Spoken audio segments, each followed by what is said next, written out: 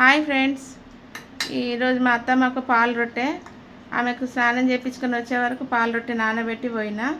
ఇంత మంచిగా నానింది, ఇంత మెత్తగా నానింది. ఇట్లయితేనే తింటుంది.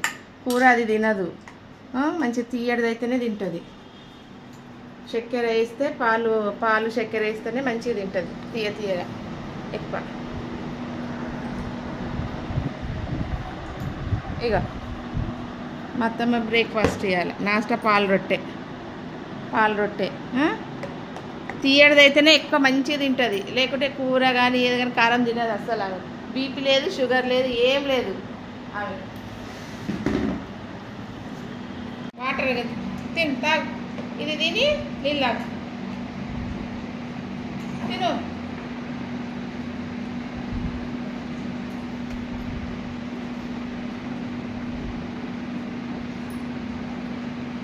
మంచిగా ఉందా?